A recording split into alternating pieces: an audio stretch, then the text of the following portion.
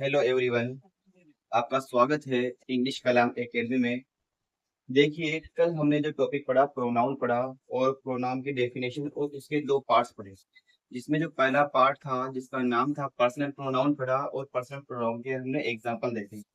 उसके बाद जो दूसरा प्रोनाउन था डेमोस्ट्रेटिव प्रोनाउन था वो हमने पढ़ा, जिसमें दिस दैट दीज दोज ये वर्ड्स इन्वॉल्व थे। आज हम तीसरा जो टाइप्स देखेंगे, इनडेफिनेट प्रोनाउन। जैसा कि इनडेफिनेट का मतलब होता है अनिश्चित, डेफिनेट का मतलब होता है निश्चित, इनडेफिनेट का मतलब अनिश्चित, यानी ऐसे वर्ड्स जो इनडेफिनेट को इंडिकेट करते हो। इसमें शामिल होंगे सबसे पहले someone,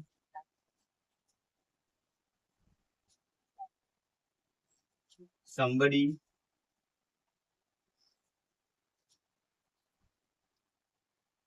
something,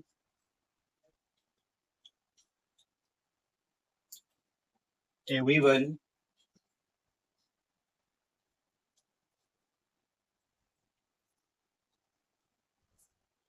everybody, everything,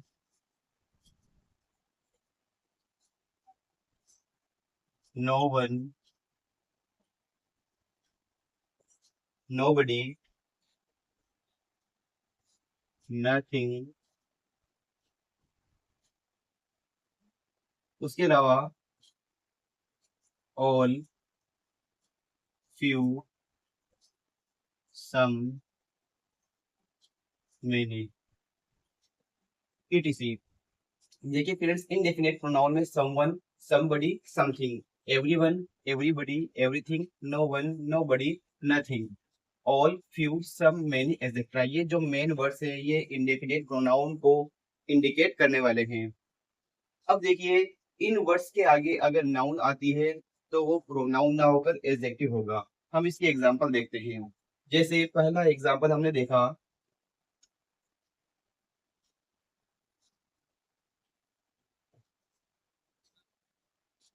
one must work honestly. Honestly ना ऑनेस्टी होगा। ये एग्जांपल देखिए, सबसे पहले वन मस्ट वर्क ऑनेस्टी। एक एग्जांपल और देखते हैं जिसमें लिखा, I asked him one question. देखिए फ्रेंड्स, यहाँ पर भी वन लिखा हुआ है, यहाँ पर भी वन लिखा हुआ है, लेकिन यहाँ पर वन के बाद कोई नाउन नहीं है। इसमें मॉडल दिया हुआ है और मॉडल के पास वर्ब की फसलोंगी हुई है। तो यहाँ पर जो वन होगा ये होगा इनडेफिनेट प्रोनाउन, और यहाँ पर वन के आगे चूंकि यहाँ पर है नाउन तो ये होगा इंडेफिनेट एडजेक्टिव। कहने का मतलब इन वर्ड्स के आगे अगर नाउन आती है तो वो एडजेक्टिव होते हैं, अगर नाउन नहीं आती है तो वो इंडेफिनेट प्रोनाउन शामिल होते हैं। एक एग्जांपल एक और देखते हैं। मैंने लिखा, some were happy while some were said. ये एग्जांपल है स्टूडेंट्स। यहाँ पर सम जो है, यहाँ पर भी सम है, इन दोनों के बाद नाउन नहीं है तो ये इंडेफिनेट प्रोनाउन हो गया और ये भी इंडेफिनेट प्रोनाउन हो गया। तो कहने का मतलब यह है कि कहीं ना कहीं इन वर्ड्स के आगे अगर नाउन होती है तो वो प्रोनाउन ना होकर वो होता है एडजेक्टिव, लेकिन अगर इनके आगे नाउन ना होकर वर्ब हो तो ये होते हैं इंडेफिनेट प्रोनाउन। तो समझ में आ गया फ्रेंड्स, ये वर्ड्स इसमें इन्वॉल्व होते हैं। इसके बाद चौथा पार्ट हम लेते हैं, और चौथा पार्ट जो है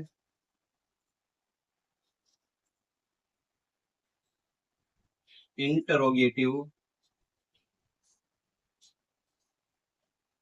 प्रोनाउन। इंटरोगेटिव प्रोनाउन का मतलब होता है ऐसे प्रोनाउन जिनसे क्वेश्चन बनते हो।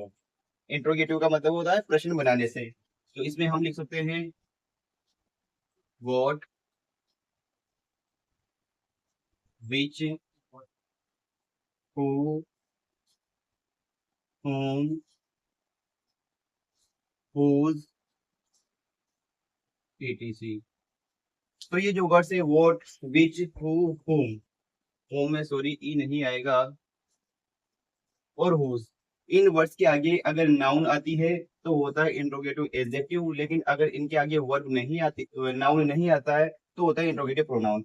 आइए हम इसको एग्जांपल के थ्रू समझने की कोशिश करते हैं। एक हमने लिखा व्हाट इज योर प्रॉब्लम। इसी के सामने मैं एक और वर्ड्स लिखता हूँ, व्हाट प्रॉब्लम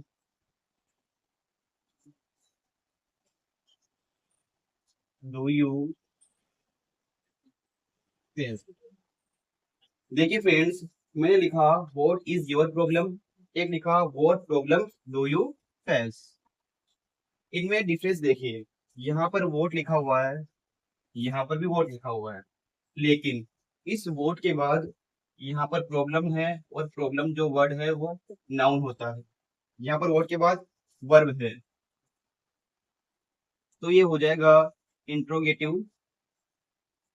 प्रोनाउन, जबकि ये होगा इंट्रोगेटिव एडजेक्टिव। ये एडजेक्टिव क्यों है? क्योंकि इसके बाद नाउन आई है, इस वजह से ये एडजेक्टिव है। What, which, who, whom, whose, इनके बाद अगर नाउन आती है तो इंट्रोगेटिव एडजेक्टिव होता है, जबकि अगर इनके बाद नाउन नहीं आती हो तो इंट्रोगेटिव प्रोनाउन होता है। उसके बाद एक और एग्जांपल देखते हैं, जैसे हुज इज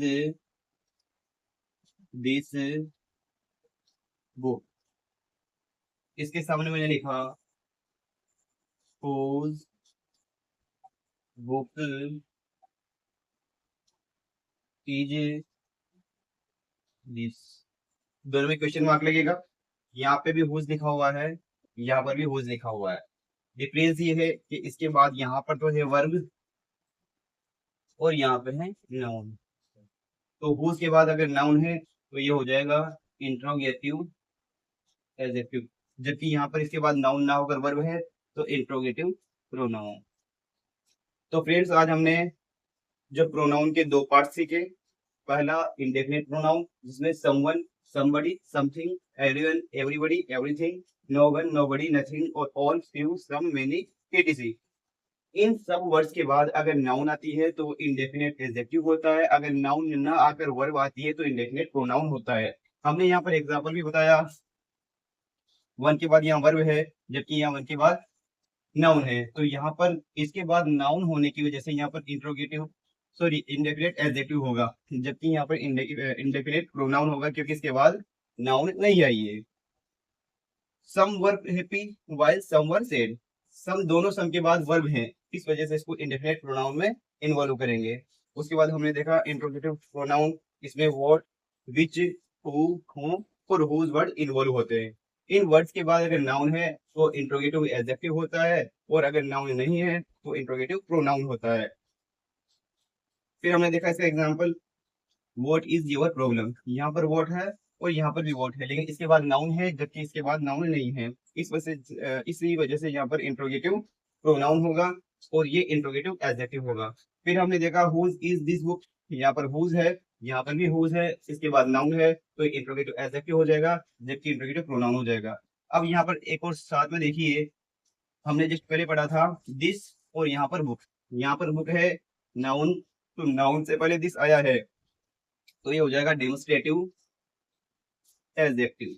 अब इसके बाद नाउन नहीं आता, वर्ब आती, तो ये हो जाता डेमोस्ट्रेटिव प्रोनाउन, जैसे ये। तो यहाँ पर ये है डेमोस्ट्रेटिव प्रोनाउन, क्यों? क्योंकि इसके बाद नाउन नहीं आई है। ठीक है दोस्तों, उम्मीद है कि आपको ये तीसरा और चौथा पार्ट समझ में आया होगा। कल हम इसका पांचवा और छठा पार्ट समझेंगे।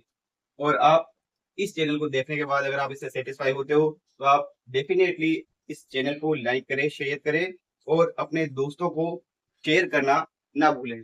ठीक है, धन्यवाद। जय हिंद, जय भारत।